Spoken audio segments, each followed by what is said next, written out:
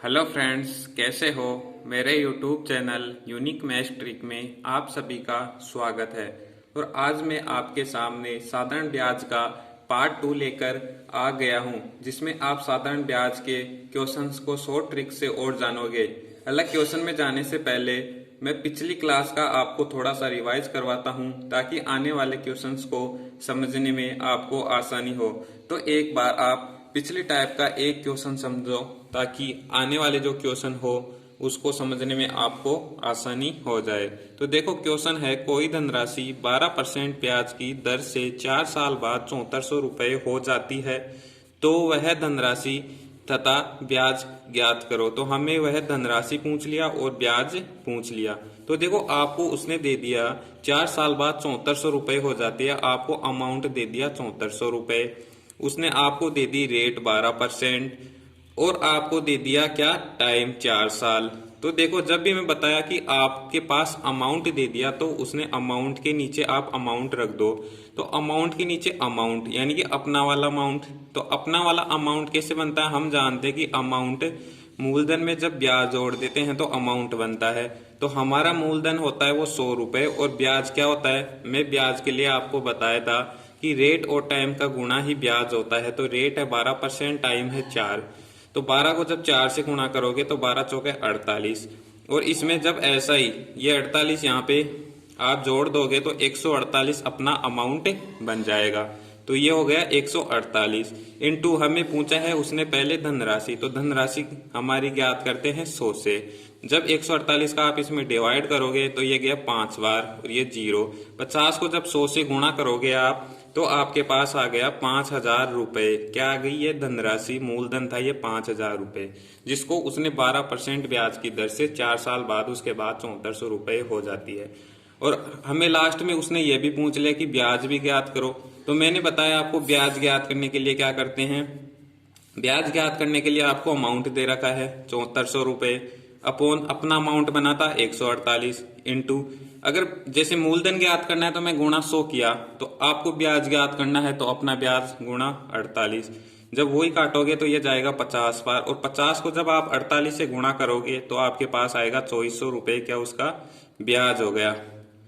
और कुल मिला के जैसे मैं पूछूं अमाउंट कितना हो गया, तो देखो यहाँ से 5000 रुपए तो आपके पास धनराशि आई और 2400 रुपए ब्याज आए, तो वो ही आपके पास टोटल 7400 रुपए आपके पास धनराशि प्राप्त हो गई। यानी कि आपने क्वेश्चन को सही किया है। अब चलता हूं मैं आपको कि इस टाइप में और कैसे क्वेश्चंस एग्जाम में पूछ सकता है आपसे। तो चलो अब समझो आप इस क्वेश्चन को। क्वेश्चन बोल रहा है कि किसी धनराशि के लिए पहले 2 साल की ब्याज दर 6% और अगले 3 साल की 7% हो, तो 5 वर्ष बाद आपको 6600 रुपये ब्याज प्राप्त हो, तो वह धनराशि ज्ञात करो। अब इस बार क्वेश्चन ने अलग अलग ब्याज दे दी, यानी कि 2 साल की ब्याज दर 6% दे दी, फिर उसके अगले 3 साल की आपको ब्याज दर दे दी उसने 7%, और आपको उसने डायरेक्ट ब्याज दे दिया कि 5 वर्ष बाद आपको 6600 रुपये ब्याज प्राप्त होता है, और आपसे पूछ लिया कि धनराशि यानी कि मूलधन ज्ञात करो। तो देखो, मैं आपको बताकर आया हूं कि आपको आपके पास 6600 रुपये उसने ब्याज दे दिया 5 साल का। तो मैं आपको बताया कि ब्याज के नीचे हमें रखना है हमारा ब्याज। तो हमारा ब्याज कितना, क्योंकि 5 साल का ब्याज दिया तो हमें 5 साल का ही ब्याज रखना पड़ेगा। तो 5 साल का ब्याज कैसे प्राप्त करते हैं, मैं बताया आपको कि रेट और टाइम को गुणा करते ही ब्याज प्राप्त हो जाता है। तो पहले 2 साल का ब्याज दर आपको दे दिया 6% की दर से, तो 12 तो ये हो गया। फिर आपको अगले 3 साल का दे दिया 7% की दर से रेट, और उसको टाइम को गुणा कर रहा हूं तो 7 या 21। जब आप इन दोनों का टोटल कर दोगे तो ये 5 साल का हो जाएगा, क्योंकि ये पहले 2 साल का कर दिया, रेट को 6% से गुणा तो 12% हो गया, फिर 3 साल को 7% से किया तो 21 हो गया। तो 5 साल का टोटल हो गया 33 अपना ब्याज। जो अपना ब्याज के नीचे अपना ब्याज इंटू ज्ञात क्या करना है हमें, मूलधन, और अपना मूलधन कितना होता है 100 रुपये, तो गुणा 100। जब इसको आप डिवाइड करोगे तो 33 दूना 66, 200, और 200 को जब 100 से मल्टीप्लाई करोगे तो ये हो गया 20,000 रुपये। आपको क्या वो धनराशि प्राप्त हो गई जो क्वेश्चन ने पूछा है। तो इस प्रकार से भी आपको क्वेश्चंस को पूछ सकता है। जब आपकी प्रैक्टिस हो जाएगी तो आप डायरेक्ट इस तरीके से अप्लाई कर सकते हो शॉर्ट ट्रिक से एग्जाम में। तो चलो अब नेक्स्ट टाइप की तरफ चलते हैं अपन।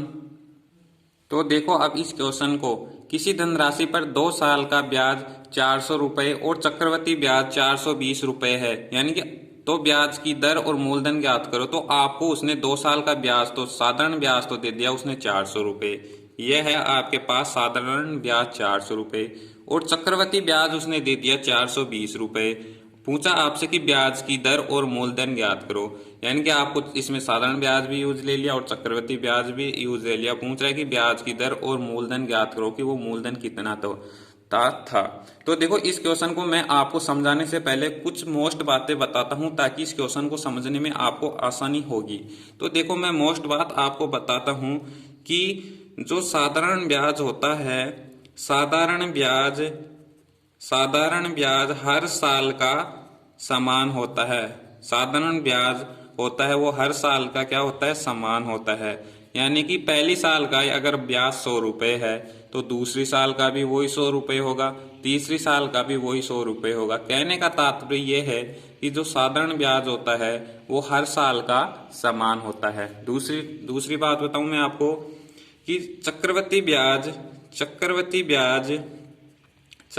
ब्याज हर साल का क्या होता है, अलग अलग, हर साल का अलग अलग होता है। जैसे मैं बोलूं कि पहली साल का चक्रवृद्धि ब्याज 100 रुपए है तो दूसरी साल का 100 रुपए नहीं होगा, 100 रुपए तो होगा ही होगा, लेकिन इसके साथ अलग से हो रहेगा। इस 100 रुपए का वो परसेंट पे डिपेंड करेगा कितनी परसेंट की दर से, यानी कि 100 रुपए तो होगा ही नहीं, 100 से एक्स्ट्रा ही होगा, वो ब्याज होगा दूसरी साल का चक्रवृद्धि ब्याज, ध्यान रखना। परंतु इसमें एक बात और याद रखना, परंतु जो पहली साल का साधारण ब्याज होता है वह पहली साल का चक्रवृद्धि ब्याज भी, वह पहली साल का चक्रवृद्धि ब्याज भी होता है, पहली साल का चक्रवृद्धि ब्याज भी होता है। अर्थात दोनों ब्याज पहली साल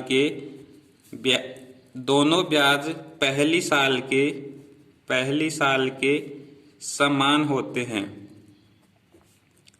होते हैं। जब भी आप ऐसे मिक्स क्वेश्चन करोगे, जब भी आप साधारण ब्याज और चक्रवृद्धि ब्याज की मिक्स क्वेश्चन करोगे, तो ये जो मैंने आपको बातें बताई है वो आपको बहुत ही क्वेश्चन को सिंपल करने में आसानी होगी। तो मैंने अभी तक आपको ये बताया है इन 3 पॉइंट में कि साधारण ब्याज तो चाहे पहली साल का हो, चाहे दूसरी साल का हो, चाहे तीसरी साल का होगा, हमेशा और हमेशा सेम होगा। लेकिन जो चक्रवृद्धि ब्याज होता है वो हर साल का क्या होता है, अलग अलग होता है। यानी कि पहली साल का अगर 100 रुपए है तो दूसरी साल का 100 से अधिक होगा।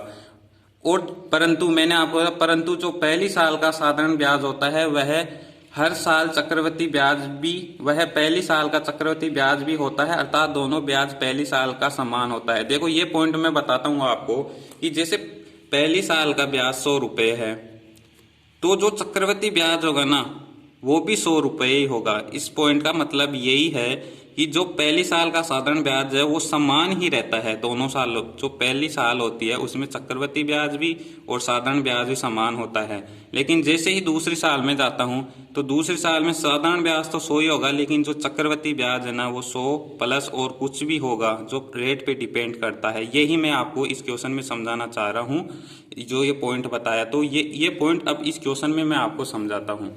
तो देखो, किसी धनराशि पर 2 साल का साधारण ब्याज 400 रुपए है, यानी कि आपको उसने एसआई का मतलब सिंपल इंटरेस्ट, साधारण ब्याज आपको 2 साल का दे दिया उसने, कितना, 400 रुपए, और चक्रवृद्धि ब्याज दे दिया उसने आपको 420 रुपए। ठीक है, अब मैं अगर आपसे पूछूं कि 2 साल का साधारण ब्याज 400 रुपए है तो 1 साल का साधारण ब्याज क्या होगा, आप बोलोगे कि हर साल का समान होता है और 2 साल का दे रखा है हमारे को 400 रुपए ब्याज, तो सीधी सी बात है इसका हाफ ही होगा, कि यानी कि पहली साल का भी 200 है और दूसरी साल का भी 200 है। या आप बता दोगे, क्योंकि सर आपने बताया कि साधारण ब्याज हर साल का समान होता है और हमें 400 रुपए 2 साल का ब्याज दे रखा है, तो 1 साल का 200 हो गया, दूसरी साल का भी 200 हो गया। फिर मैं पूछूं चलो चक्रवृद्धि ब्याज बताओ, तो आप चक्रवृद्धि ब्याज पहली साल का बता दोगे सर समान होता है, चक्रवृद्धि ब्याज और साधारण ब्याज पहली साल का समान होता है, तो आप 200 बता दोगे। फिर मैं पूछूं चलो ये बताओ, तो आप बताओगे सर 420 दो साल का चक्रवृद्धि ब्याज है और एक साल का 200 है, तो दूसरी साल का 220 होगा, क्योंकि जब इन दोनों को ऐड करेंगे तो वो 2 साल का चक्रवृद्धि ब्याज प्राप्त हो जाएगा 420। तो मैं यही समझाना चाह रहा हूँ आपको कि जो साधारण ब्याज है वो हर साल का समान चल रहा है, लेकिन चक्रवृद्धि ब्याज हर साल का बढ़ता हुआ चलेगा। यानी कि आपको देखो इसमें 20 रुपए अधिक प्राप्त हो गए। ये 20 रुपए क्यों अधिक प्राप्त हुए? इन 200 रुपए ब्याज के कारण। इन 200 रुपए ब्याज के कारण अधिक प्राप्त हुई है इंटू 100। तो ऐसे आप जब ये निकालोगे, यहाँ से रेट निकाली जा सकती है। जब 20 रुपए अधिक प्राप्त हुए कितने पे? 200 पे इंटू 100। 20 को जब काटोगे 10 बार, 10 से जब 100 जाएगा तो 10% आपकी रेट आ गई। यानी कि उसने 10% रेट पे वो ब्याज प्राप्त किया था। तो देखो अब मैं इसमें, जैसे आपको क्वेश्चन ने पूछा था ब्याज की दर, तो ब्याज की दर मैंने आपको बता दी कि ये 10% आ गई। अब आपको एग्जाम में डायरेक्ट यहाँ से करना है ट्रिक, कि आपको ऐसे देखना है। ट्रिक है, ये ट्रिक यहाँ से काम करेगी। यह तो मैं आपको समझाने के लिए बताया हूँ पहले। अब ट्रिक क्या है? जैसे 400 रुपये 2 साल के प्राप्त हुए और चक्रवृद्धि ब्याज है 420 रुपये। आपको पता लग रहा है कि 20 रुपए का अंतर आ रहा है कितने पे? ये 2 साल का है तो 1 साल का 200, तो 20 का अंतर 200 पे इंटू 100। ये डायरेक्ट यहाँ से आपका सिर्फ 2 सेकंड में आंसर आ जाएगा। अब इसमें क्वेश्चन में और भी पूछ रहा है आपसे कि मूलधन ज्ञात करो। तो मूलधन के लिए मैं पहले बता चुका हूँ कि ट्रिक कैसे रहती है। मूलधन क्या बताया? मूलधन के लिए मैंने ट्रिक बताई कि आपको क्या दे रखा है? 400 रुपये मूलधन, 400 रुपये मूलधन, और मूलधन के नीचे मूलधन। तो मूलधन के नीचे मूलधन यानी कि 100 मूलधन के नीचे मूलधन, सॉरी ये मूलधन नहीं है। 400 रुपये आपको ब्याज दे दिया उसने। 2 साल का साधारण ब्याज है 400 रुपये, तो आपको 2 साल का साधारण ब्याज दे दिया उसने 400 रुपये। तो हमें भी हमारा साधारण ब्याज चाहिए नीचे। तो साधारण ब्याज कैसे होता है? रेट इंटू टाइम का गुणा ही साधारण ब्याज होता है। रेट आपने निकाली 10% इंटू, यहाँ पे 2 साल का साधारण ब्याज रख रहे हो तो 2 साल की आपको अपना साधारण ब्याज निकालना होगा। तो 10 दूना 20, यानी कि 20 प्राप्त हो गया आपको। तो 20 इंटू ज्ञात क्या करना है? मूलधन। तो मूलधन के लिए हमारा मूलधन होता है 100 रुपये। तो 20 को जब काटोगे इससे तो 20 बार, 20 को जब 100 से गुणा करोगे तो 2000 रुपये क्या वो धनराशि प्राप्त हो गई आपको, मूलधन प्राप्त हो गया। ये क्वेश्चन मैं आपको समझा पाया हूँ। ये क्वेश्चन एग्जाम में बहुत आता है, तो आप ऐसे डायरेक्ट निकाल सकते हो। कभी कभी उसमें मूलधन भी पूछ लिया जाता है, तो मूलधन की आपको मैंने ट्रिक बता दी। मूलधन, ब्याज, मिश्रधन निकालने की, रेट और टाइम देकर आपको जब ये ऐसे क्वेश्चन पूछ लो। तो मुझे उम्मीद है कि आज की क्लास में आपको बहुत ही साधारण तरीके से समझा पाया हूँ। अगर क्लास अच्छी लगी हो तो लाइक करना, शेयर करना, चैनल पर नए हो तो चैनल को सब्सक्राइब भी करना और साथ ही बेल आइकन को भी प्रेस करना। धन्यवाद।